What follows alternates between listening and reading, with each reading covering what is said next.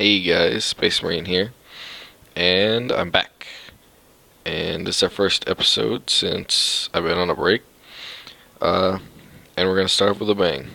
We're starting off with lots of us. Uh, alright, what we're doing today is Sid Meier's Civilization Beyond Earth. It just came out yesterday, which is awesome. Been waiting forever for this game. It's a great game. I love it so far. So, let's dive in. We're going to start with just single player, difficulty normal, standard. Alright. Now, there's a lot that they changed about this game. A lot of people were worried that it was just going to be a reskin Civ 5. There's actually a lot different mechanics. So, over here we have sponsors. We have the Ark, who are better at covert op, and they cause 25% more intrigue. The Pan-Asian Cooperative, which means faster production towards wonders and faster worker speed. Franco Iberia, which apparently a lot of people really love because of the free tech every 10 virtues. Then we have the Slavic Federation, which orbital units stay in orbit 20% longer, and the first one launched grants free tech. Then we have 2 trade routes available for the capital, which is Australia. Then we have Cavathian Protectorate, which is cities and outposts acquire new titles twice as fast.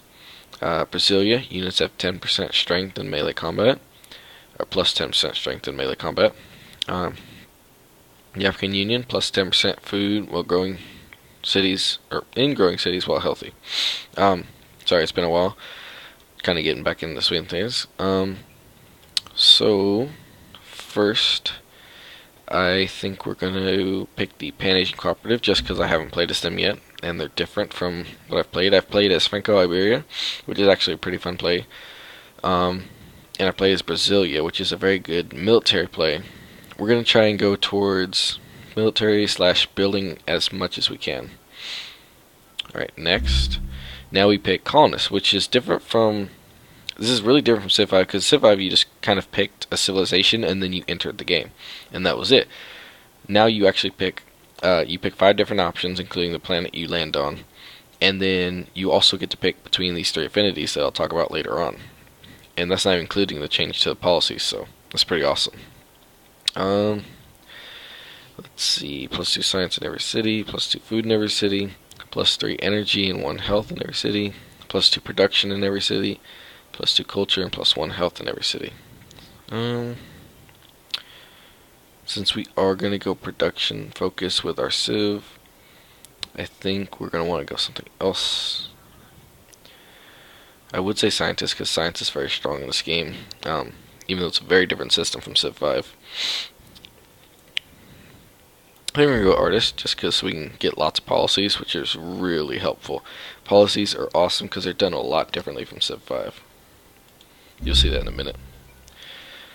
Alright, spacecraft. Do we want Continental Surveyor, which reveals coasts, retrograde dusters, which give a wider area for choosing, which is really awesome because you get visibility. Tectonic scanner, fusion reactor. This basically lets you see the petroleum, geothermal, and titanium resources that are around you, even if you don't have the tech, which, I mean, you wouldn't have at the beginning of the game. Fusion reactor, begin with 100 energy. That's just like, energy is equivalent to gold in this game, and the nuts are equivalent to hammers.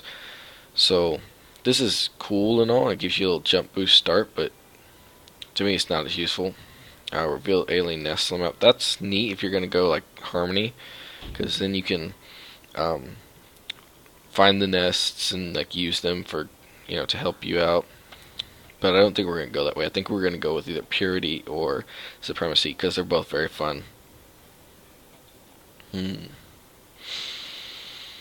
I think we're going to go with retrograde dusters. Alright, now we get to pick our cargo. Do we want extra population in our first city? Do we want a laboratory, clinic, soldier unit, or worker unit? They're all really neat.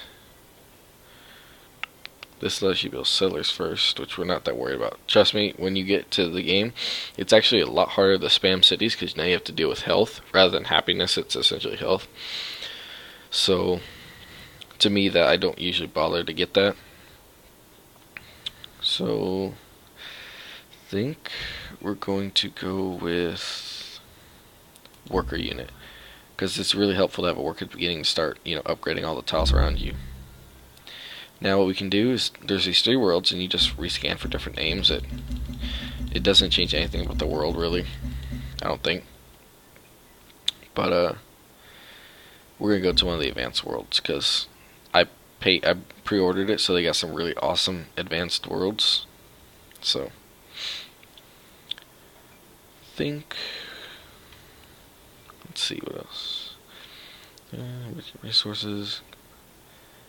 Earth-like planets, faint image of the seas and continents of this world inspired the seedling. We might actually go with this. Kepler 186F. Weak star, perpetual frozen darkness. Yeah, we don't want that.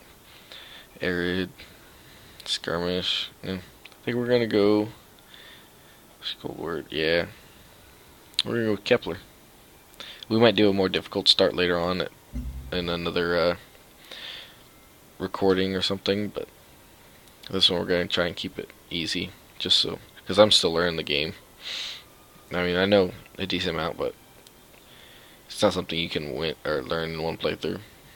I leave that random.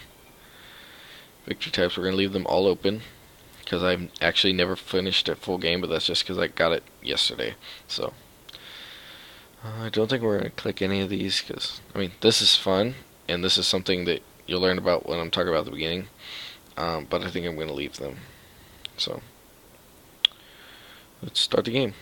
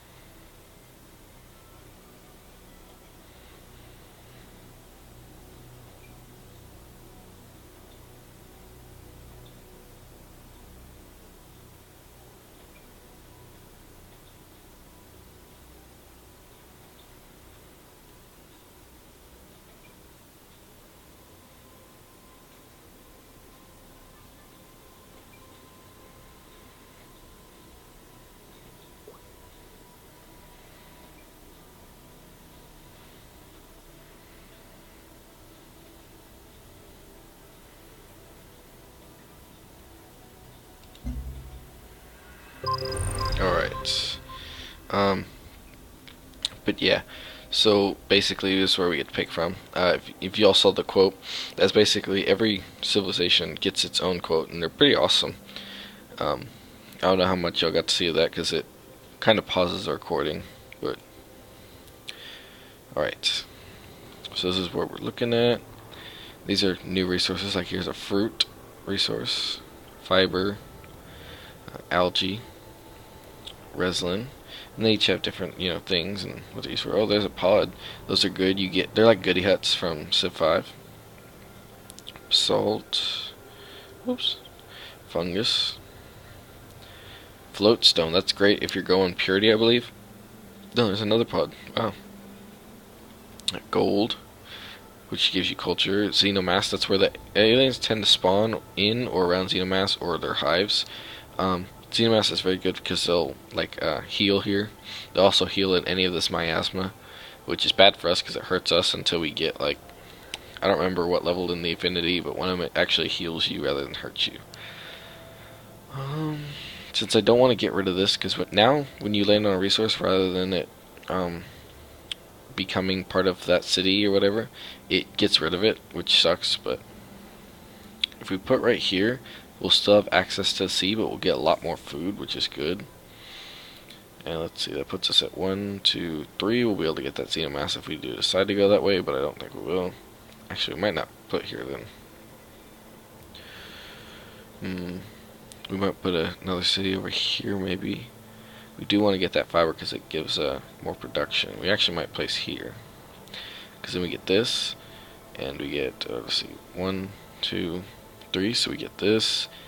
1, 2, 3, we get this. 1, 2, 3, we don't get this, but I mean, it's not gonna hurt us that much. 1, 2, or 1, 2, 3, so we also get this gold and this other plant. This will be just outside, I believe, but I mean, we'll get some free ones later on, plus there's some over here, so that chitten's pretty cool. I think we're gonna place right here. That sounds like the best choice. I like the little landing animation. And one cool thing is that not all the civs land at once. So like I start on the first turn, but the next civ might not land for another 3, 4 turns, or they could land on the next turn. Who knows? I think for right now, we're definitely gonna want food. So I think we're gonna go with this, which sucks because I don't think there is a tech that gives you a way to turn force into something cool.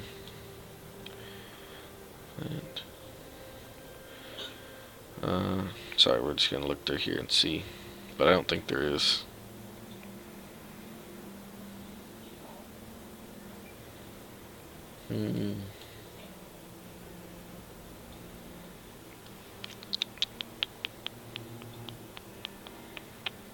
Yeah, I'm not seeing one.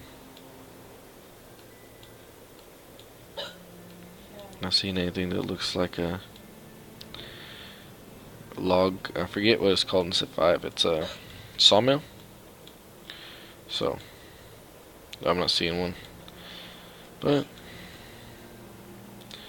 so yeah. Let's exit out of here. So might as well build a farm. Cuts down on the production we get in this tile, but we don't really have a choice. So let's see what's the nearest. I guess we'll go from to this one and then to that one. Let's see, no miasma there, so we'll go here. Victor's updated. Resource pod discovered. Yep, that one. Oh, there's one across the water. Well, there you go. Try to go for that one too. It's that one. Alright, now let's pick our research. Usually I go for pioneering because it's just the easiest, but since we are going to want to go for that pod, we're going to go with this because it gives us the work barge and it allows us to embark across water tiles. So, whoops. Alright. Now we're going to choose production. Let's go Old Earth Relics so we can get some culture. We do have some from cities, so that's awesome.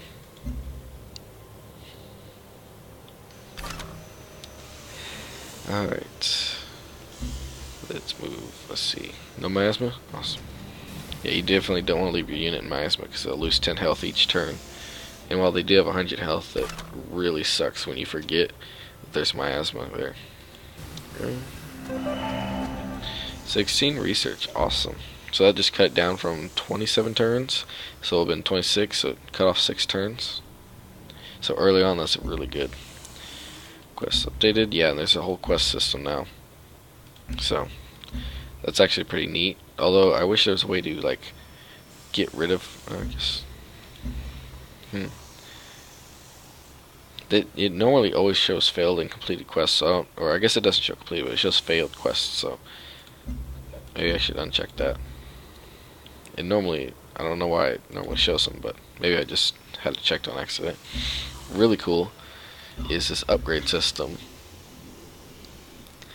Like once you get to level 1 in any of the affinities, no matter what, you get to unlock the Marine, and you can pick between which one of these you want, and so it basically upgrades your strength, and then you can either get 15% when attacking or 5% or 5 health when healing and not embarked, which is pretty cool.